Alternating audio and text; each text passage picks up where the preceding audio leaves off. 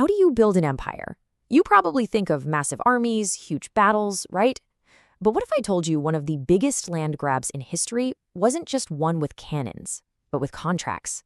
A deal so clever, so insidious, it actually convinced rulers to pay for their own downfall.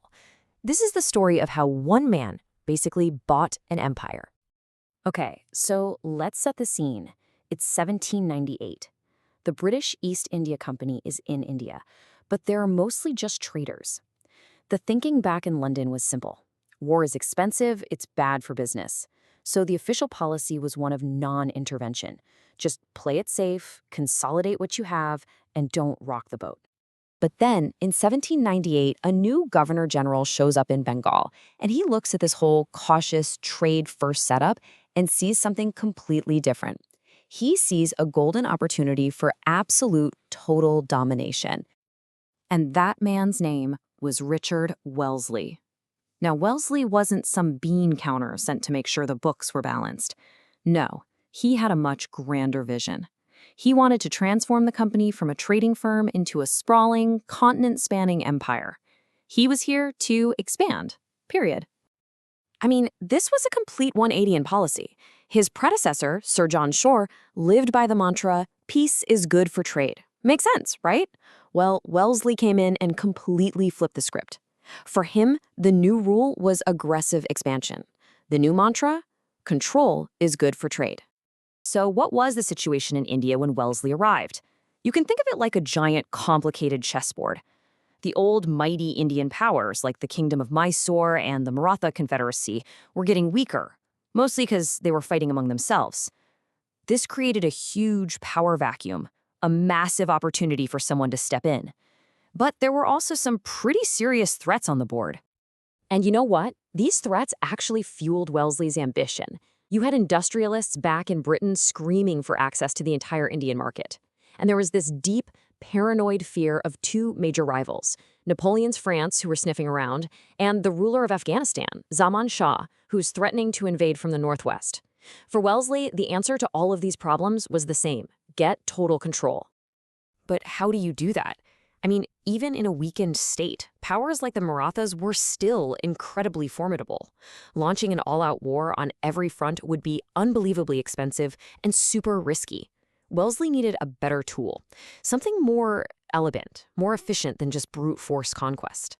And he had one. Oh, did he have one. It was a political masterstroke that worked like the ultimate Trojan horse. It was called the subsidiary alliance system. Now, the French had actually pioneered the idea, but it was Wellesley who perfected it and used it with absolutely ruthless efficiency. So, what was this thing?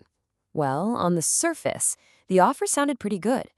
The British would come to an Indian ruler and say, hey, we'll station a permanent top-of-the-line army in your kingdom to protect you from all your enemies, both inside and out. All you have to do is pay for it. Sounds kind of reasonable, doesn't it? But the real price, the real cost, was buried deep in the fine print. So imagine you're an Indian ruler. Here's how the deal dismantles your power, step by step. First, you let their army in. Second, you have to pay a massive bill for that army. Third, to even afford that, you usually have to get rid of your own soldiers. Fourth, you're now banned from talking to any other rulers without British permission.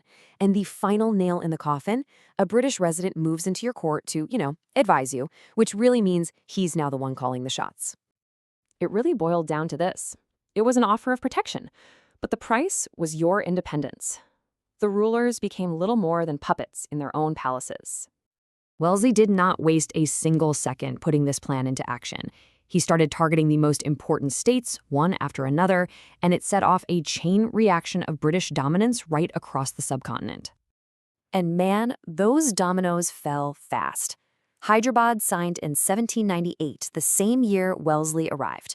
Mysore was forced into it just 1 year later after a quick, brutal war. Then came Tanjore, then Awadh, one by one. Even the mighty Maratha chiefs were being sucked into this web. And the cost was just astronomical. The Nizam of Hyderabad had to cough up 24 lakh, that's 2.4 million rupees every single year for this protection. And here's the really clever, or maybe cynical part. The price was often set so high that the rulers couldn't possibly pay, so when they defaulted, They had to give up huge, valuable chunks of their own land instead of cash. The method was flexible too. If you were a defiant opponent, like the famous Tipu Sultan of Mysore, they'd just go to war, defeat you, and then force the alliance on whoever they put on the throne next. For others, like the Nawab of Abbas, it was pure coercion. Wellesley used the threat of that Afghan invasion as an excuse to force the Nawab to sign, which ended with him giving up nearly half of his entire kingdom just to pay the bill. So yeah, this system worked brilliantly if you were British. But for the Indian states, and especially for their people, the consequences were absolutely devastating. For the British, the benefits were just incredible.